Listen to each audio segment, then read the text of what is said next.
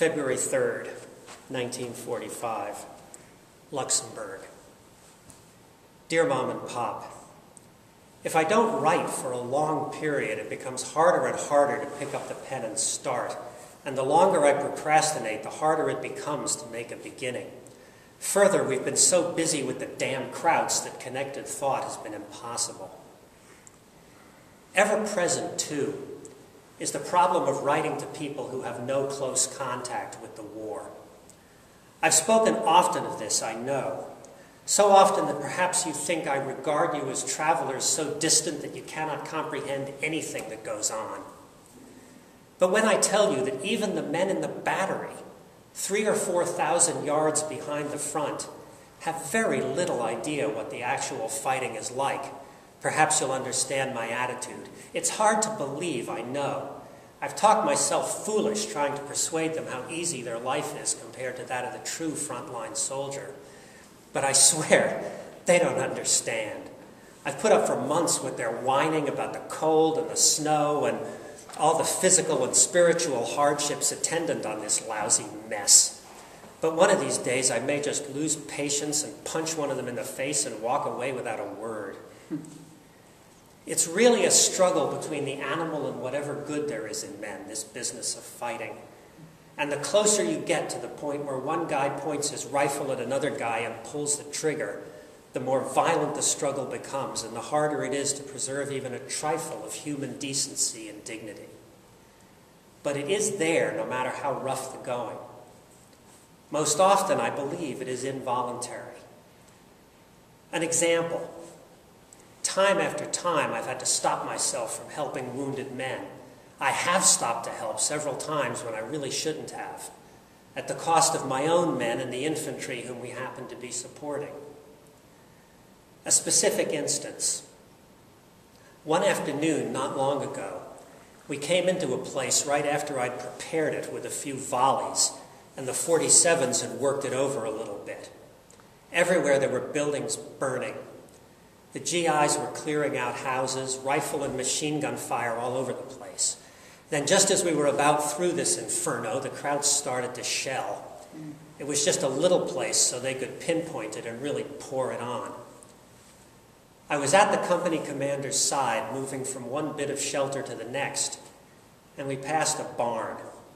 Burning, timbers falling, hay burning with a hell of a smoke and smell.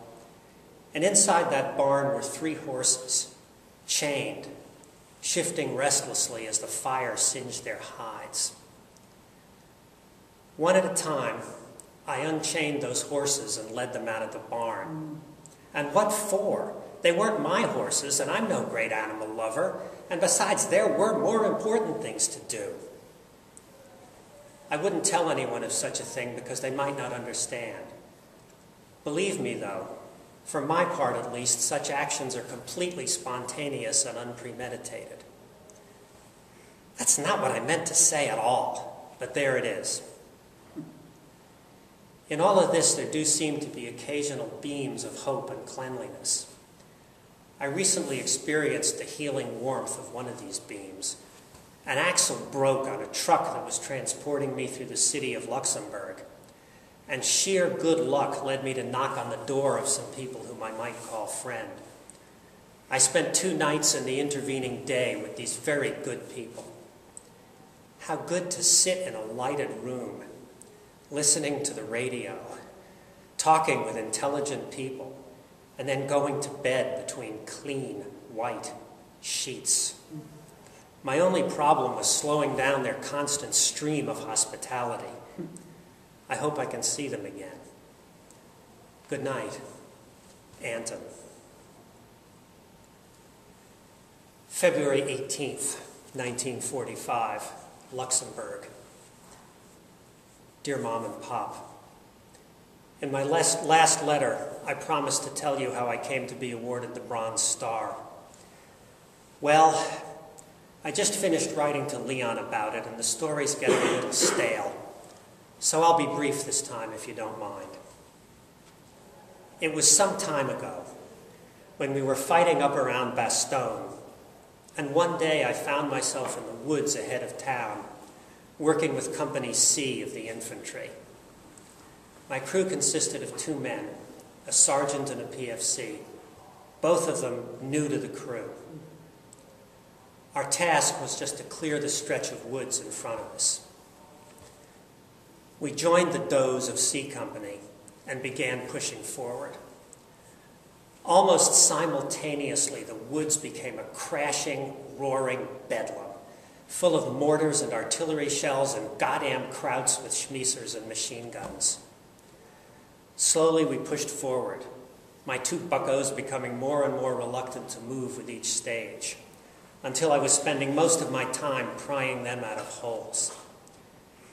The day finally ended somehow, and the 3 of us fell back about 500 yards from the front line to spend the night in the cellar of a lone farmhouse. Some indication of what the next day would bring came after we'd been in the cellar a few minutes. The 2 men were talking about what a hell of a rough day it had been, and the sergeant turned to me and said, "I'm not going out tomorrow, Lieutenant. I just can't take another day like today." I figured he was pretty tired, so I told him to get some sleep, and I followed that up with a little pep talk, which I didn't really believe myself. The next dawn I arose after about 6 hours, wet and cold and still half asleep, and I went to see the Doe Company commander about any last-minute changes in plan. And then I went back to the house to fetch my 2 men and the radio. I stood at the top of the cellar door and called down, "All right, boys, we're moving out. Let's go." Silence came from the blackness at my feet, so I repeated my call. And back came a sullen, muttered, "I'm not going," from the sergeant. "Let's cut out this damn foolishness," I said. "We've got to get going, quick, let's go." A pause, and again, "I'm not going." I tried once more. "Do you understand what you're saying, Sergeant? Do you know what those words mean?" Again, "I'm not going." So I tried the other guy, with equally unsuccessful results. Never have I felt so angry and so helpless. It had never entered my mind that someone would just flatly quit on me. With my old crew, this never would have happened. Nothing could be done, of course, but to go out alone, which I did. And I carried that damn radio through the knee-deep snow all day until I was about ready to drop it and give the whole damn business up. So that, substantially, is the story. Like I said to Leon, 2 men quit on me, and so I get a Bronze Star. Some farce, hey? Good night, Anton. P.S. I just got a Christmas card from the North Providence Servicemen's Mothers Club. Jesus.